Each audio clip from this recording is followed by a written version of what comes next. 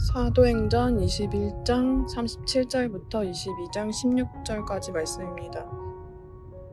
바울을 데리고 영문으로 들어가려 할 그때 바울이 천부장더러 이르되 내가 당신에게 말할 수 있느뇨 가로되 네가 헬라 말을 아느냐 그러면 내가 이전에 난을 일으켜 사천의 자객을 거느리고 광야로 가던 애굽인이 아니냐. 바울이 가로되 나는 유대인이라 소읍이 아닌 길리기아 다소성의 시민이니 청컨대 백성에게 말하기를 허락하라 하니 천부장이 허락하거늘 바울이 층대 위에 서서 백성에게 손짓하여 크게 종용이 한 후에 히브리 방언으로 말하여 가로되 부형들아 내가 지금 너희 앞에서 변명하는 말을 들으라 하더라.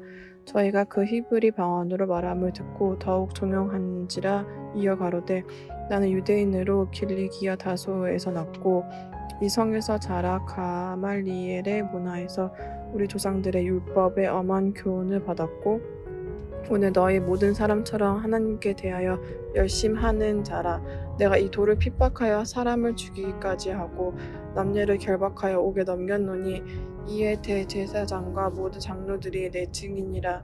또 내가 저희에게 다메섹 형제들에게 가는 공문을 받아 가지고 거기 있는 자들로 결박하여 예루살렘으로 끌어다가 형벌받게 하려고 가더니 가는데 다메섹에 가까웠을 때에 오정쯤 되어 호련히 하늘로서 큰 빛이 나를 둘러 비치매 내가 땅에 엎드러져 들으니 소리 있어 가로되 사울아 사울아 내가 왜 나를 핍박하느냐 하시거늘 내가 대답하여 주여 누이시니까 하니 가라사대 나는 내가 핍박하는 나사렛 예수라 하시더라.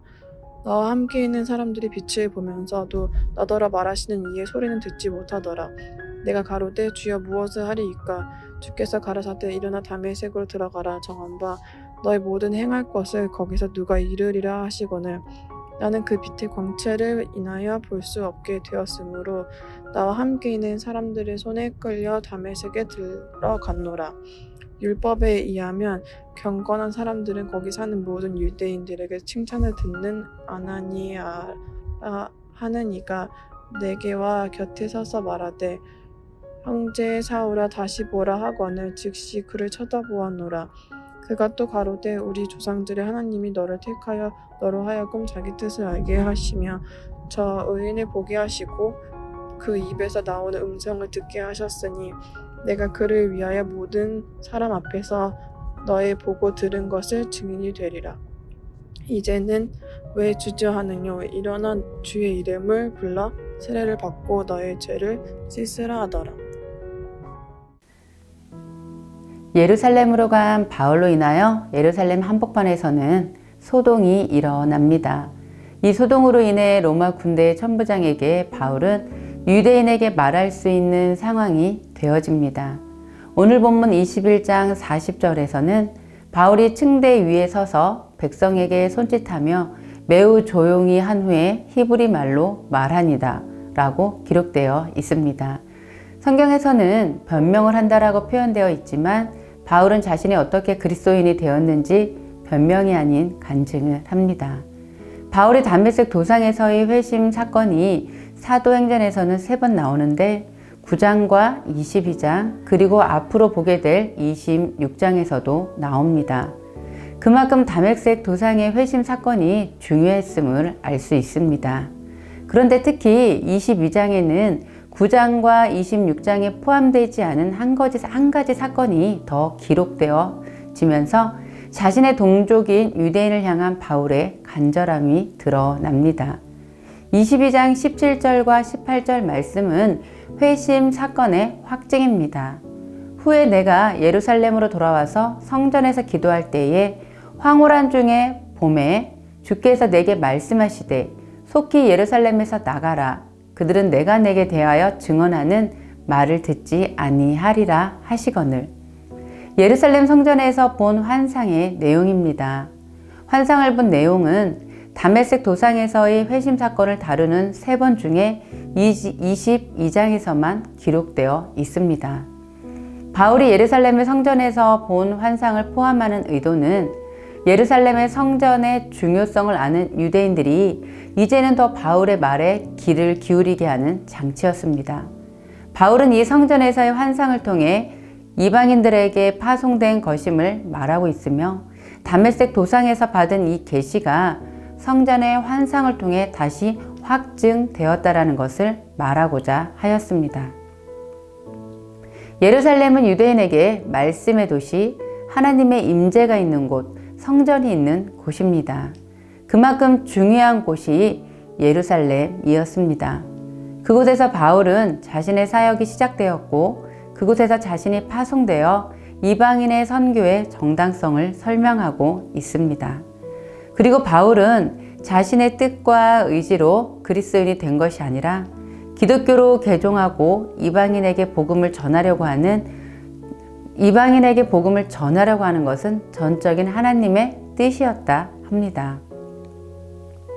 바울은 자신의 열심당원으로 다메섹에 있는 그리스도인들을 죽이고 결박하여 예루살렘으로 끌어다가 형벌을 받게 하려던 사람이었기에 기독교로 개종할 생각이나 의지가 전혀 없었음을 계속 강조하면서 다메섹 도상에서의 체험과 예루살렘에서의 환상을 통해 하나님은 바울의 생각과 전통과 종교의식을 깨뜨리셨고 바울의 어떤 의도나 생각이 아닌 전적인 하나님의 선택과 주권에 의해서 조건 없는 은혜 그리고 기독교의 핵심 교리를 자신의 간증을 통하여 자연스럽게 말하고 있습니다.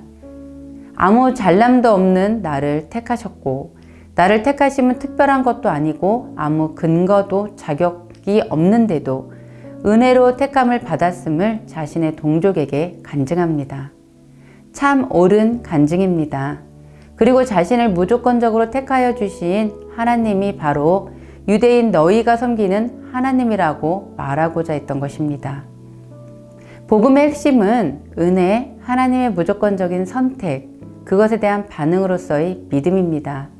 그러나 유대인들은 하나님을 섬기고 있다면서 선민 사상으로 은혜의 조건 없는 선택, 믿음과는 반대되는 개념으로 신앙생활을 하고 있었기에 바울로서는 유대인들을 향한 안타까움이 컸을 것입니다. 바울은 예수 믿기 전에는 교회의 핍박자였습니다. 그러나 예수를 믿는 그는 이제 예수 그리스도의 증인이요 복음의 전도자로 살아가게 됩니다. 간증을 통해서 예수님을 만난 이후 우리들의 삶이 변화하였음을 나누는 것은 예수님께서 지금 우리 안에 살아 역사하고 계심을 나타내는 확실한 증거가 됩니다. 바울의 삶에서 나타난 놀라운 변화는 바울 안에서 역사하고 계시는 예수 그리스도를 선명하게 나타냅니다.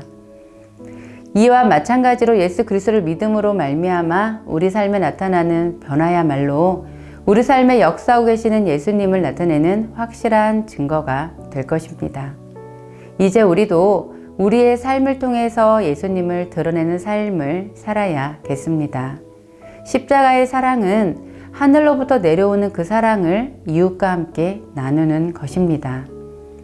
하나님과의 친밀함의 교제를 통해 충만함을 가진 우리가 변화되어 믿지 않는 가족들과 주변 지인들을 향해 예수 그리스도를 믿음으로 변화된 간증이 있으셨으면 좋겠습니다. 오늘은 예수님을 믿기 이전의 삶, 예수님을 믿게 된 계기, 예수님을 믿은 이후의 삶의 변화를 되새겨 보시며 믿지 않는 이들에게 예수 그리스도를 드러내시기를 기도합니다. 함께 기도하시겠습니다. 하나님, 값없이 주신 은혜와 하나님의 무조건적 선택에 대한 반응을 믿음으로 보이는 삶 살게 하여 주옵소서. 하나님, 예수 그리스도를 삶에서 간증하며 복음을 증거하는 증인으로 살게 하여 주옵소서.